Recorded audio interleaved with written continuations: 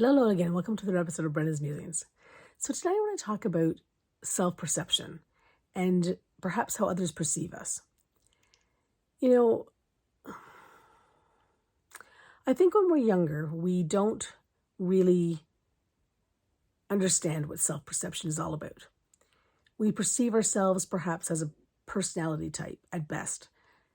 We definitely perceive ourselves in terms of our physical body because that's what society's trained us to be and to see. And then we sort of go through our 20s and it's all sort of about us, more or less. And, our wants and desires and what it is that we feel we need to have fulfilled in order to move forward.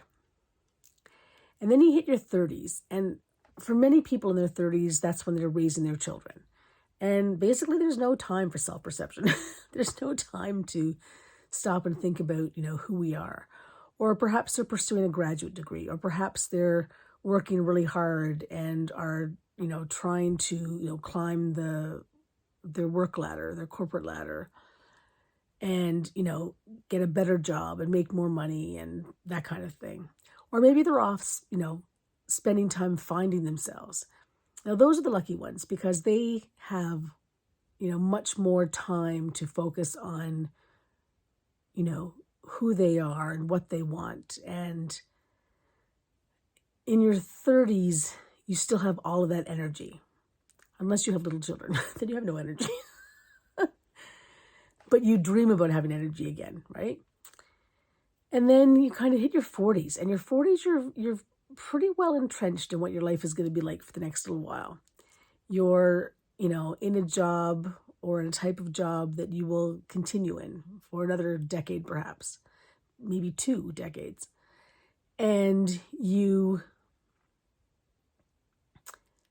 maybe your children are a bit older now and you have a little bit of time to yourself. And so you kind of start looking for answers or looking to, trying to decide what it is you want to pursue, what your dreams are, what your goals are. You're sort of, tentatively putting them out there then. Maybe you're doing some self-awareness sorts of exercises or retreats or, even having just discussions with friends.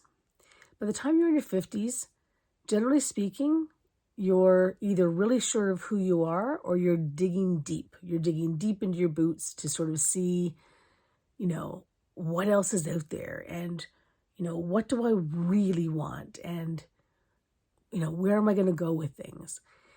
And then you hit your 60s. And in your 60s, you kind of put your floor to the pedal a bit. Your pedal to the floor a bit, right? Excuse me. You're realizing that you have more life behind you than you have in front of you. You are realizing that, all of these hopes and dreams that you have, many of which hopefully you have fulfilled, but there are just so many more that you want to reach and hit. And then you hit your 70s. And your 70s are like, they can go one of two ways. It's like you're resigned to, the life you have, or you really branch out and you start hitting some of those harder goals, right? You decide that this is the year I'm going to jump out of an airplane, or this is the year I'm going to get my,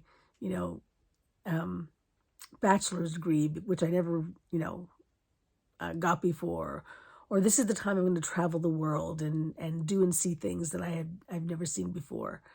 And then you hit your 80s, and your 80s, you're slowing down a bit. You still have that zest for life. You still feel like you're 30 years younger than you were, but you're slowing down a little bit. You're taking it easy more. You're still enjoying life. You're still learning new things, but you're looking at it from a much more relaxed sort of state of mind. And then you hit your 90s and you're realizing you've got precious little time left. And in your 90s, you're doing one or two things similar to what you were doing in your 80s. You're either kind of coasting along, because of need or want. And by that, I mean, because you you know, you need more time, or you want more time, or you need to slow down because your body is just telling you to do so. And if you're lucky, you hit that, 100-year mark and beyond. And then you're just kind of chilling, right? And maybe you're doing that in your 90s too. You're just kind of chilling. And you are who you are. You've done what you've done. And now it's your time to sort of share that with the world. So yeah, the self-realization, it happens throughout our lives at different points in time. And, where are you on the scale? And is what I said representative of who you are at this point in time? That's my musing for the day. Have a great one, everyone.